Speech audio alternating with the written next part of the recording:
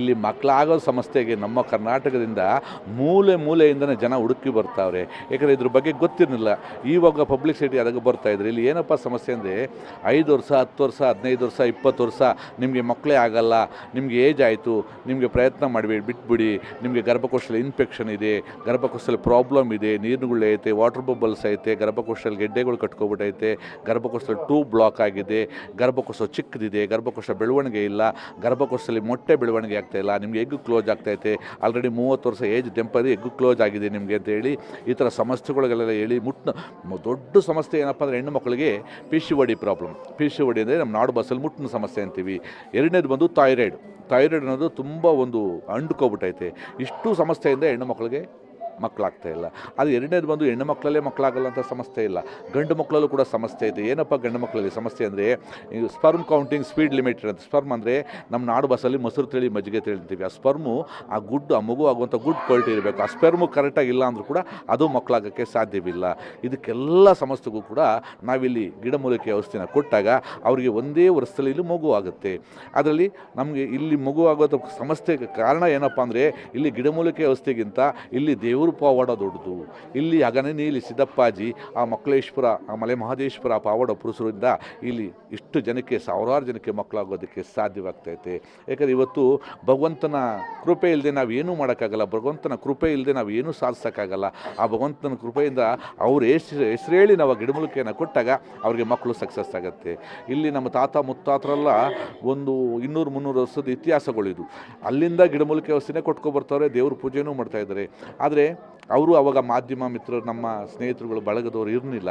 ಇವಾಗ ಅದು ಇತ್ತೀಚೆಗೆ ಯೂಟ್ಯೂಬು ಫೇಸ್ಬುಕ್ ಇವೆಲ್ಲ ಬಂದ ಮೇಲೆ ಇದನ್ನು ಸ್ಪ್ರೆಡ್ ಆಗಿ ಇವಾಗ ನಮ್ಮ ಕೈಯಲ್ಲೇ ಸಾವಿರಾರು ಮಕ್ಕಳನ್ನು ಆಗಿದ್ದಾರೆ. ನಮ್ಮ ಬೆಂಗಳೂರಲ್ಲಿ 500 ಮಕ್ಕಳ ಮೇಲೆ ಆಗಿದ್ದಾರೆ. ಎಂಟರ್ ಕರ್ನಾಟಕ, ರಾಯಚೂರು, ಗುಲ್ಬರ್ಗ, ಸಿಂದಗಿ, ದಾವಣಗೆರೆ, ಬೆಳಗಾವಿ, ಮಹಾರಾಷ್ಟ್ರ, ಬಾಂಬೆ, ಡೆಲ್ಲಿಯಿಂದ ಕೂಡ ಬರ್ತಾರೆ. ಇಲ್ಲಿ ಬಂದು ಮಕ್ಕಳನ್ನ ಪಡ್ಕೊಂಡು ಹೋಗ್ತಾರೆ. ಮಕ್ಕಳಾಗೋದಕ್ಕೆ ನಾನು ಕೂಡ ಬಹಳಷ್ಟು ಸಂಕಷ್ಟಪಟ್ಟಿದ್ದೀನಿ. ಆ ಕಷ್ಟ ನನಗೆ ಒಬ್ಬ ತಾಯಿಯಾಗಿ ಖಂಡಿತವಾಗ್ಲೂ ನನಗೆ ವೈಯಕ್ತಿಕವಾಗಿ ಗೊತ್ತು. ಅದು ಇವತ್ತು ಇಲ್ಲಿಗೆ ಶಂಕರಣ್ಣ ಅವರು ಕರೆದಾಗ, ನಮ್ಮ ಸತೀಶ್ ಬ್ರಹ್ಮ ಅವರವರು ಹೇಳಿದಾಗ, ಹಾಗೆ ನಮ್ಮ ಮೈಸೂರು ನಮ್ಮ ಶಿವು ಮತ್ತು ನಮ್ಮ ಮಂಜು, ಕಾಮಿಡಿ ಕಿಲಾಡಿ ಮಂಜು, ಇವರೆಲ್ಲರೂ ಈ ಕ್ಷೇತ್ರದ ಬಗ್ಗೆ ಹೇಳ್ತಾನೆ ಇದ್ದರು. ಈ ಥರ 7-8 ವರ್ಷ ಮದುವೆಯಾಗಿ 10 ವರ್ಷ ಮದುವೆಯಾಗಿ ಮಕ್ಕಳಿಲ್ದಿರೋರಿಗೂ ಕೂಡ ಇಲ್ಲಿ ಮಕ್ಕಳಾಗಿದೆ. ಆದರೆ ಅದು ಯಾವುದೇ ಥರದ ಬೇರೆ ಬೇರೆ ರೀತಿ ಥರದ ಇಂಗ್ಲೀಷ್ ಮೆಡಿಸನನ್ನು ಬಳಸದೆ ಅಥವಾ ಕೆಮಿಕಲ್ಗಳನ್ನು ಬಳಸದೆ ಈ ರೀತಿಯಾದ ಒಂದು ಗಿಡಮೂಲಿಕೆಗಳನ್ನೇ ಬಳಸಿ ಸಾತ್ವಿಕವಾದ ಆಹಾರವನ್ನೇ ಕೊಡ್ತಾ, ಮತ್ತು ಮಾದೇವಪ್ಪನ ಸ್ವಾಮಿಯ ಮಲೆ ಮಹದೇಶ್ವರನ ಮಾದೇವಪ್ಪ ಅಂತೀವಿ ನಾವು, ಮಾದಪ್ಪನ ಒಂದು ಕೃಪೆಯಿಂದ ಇಲ್ಲಿ ಎಷ್ಟೋ ಜನರಿಗೆ ಇದು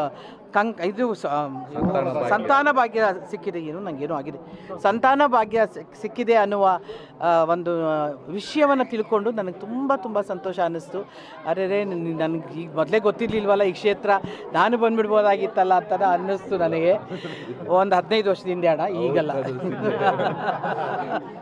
ಸೊ ಆದ್ದರಿಂದ ನನಗೆ ಆ ತಾಯಂದ್ರನ್ನ ನೋಡಿ, ಮಕ್ಕಳನ್ನ ನೋಡಿ ಬಹಳಷ್ಟು ಸಂತೋಷ. ನಾನು ಈ ದೊಡ್ಡಾಲತ್ತೂರು ಗ್ರಾಮಕ್ಕೆ ಫಸ್ಟ್ ಟೈಮ್ ಬಂದಿದ್ದೇನೆ.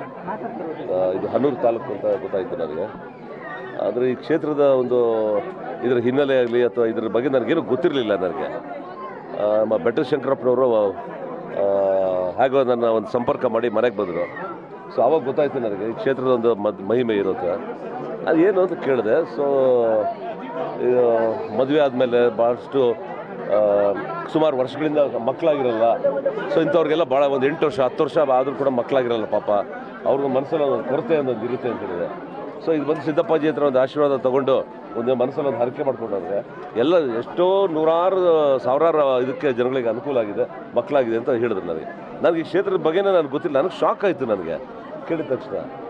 ಇಂಥ ಒಂದು ಕ್ಷೇತ್ರ ಇದೆಯಾ ಅಂತ ಹೇಳಿದ್ದೆ. ನಾನು ಮಹದೇಶ್ವರ ಬೆಟ್ಟಕ್ಕೆ ಹೋಗ್ತಾ ಇರ್ತೀನಿ, ನಾನು ಸುಮಾರು ಸಲ ಹೋಗಿದ್ದೀನಲ್ಲ. ಬಟ್ ಈಗ ಸ್ವಲ್ಪ ಗ್ಯಾಪ್ ಆಗಿತ್ತು, ನೋಡೋಕ್ಕಾಗಿಲ್ಲ ಸುಮಾರು ವರ್ಷಗಳಿಂದ. ಅದೇನೋ ನೋಡಿ, ಇವರು ಶಂಕರಪ್ಪನವ್ರು ನಮ್ಮ ಮನೆಗೆ ಬಂದರು. ಮನೆ ಬಂದು ಕರೆದಿದ್ದಕ್ಕೂ ನಾನು ಮಹದೇಶ್ವರ ಬೆಟ್ಟಕ್ಕೆ ಹೋಗ್ತೀನಿ.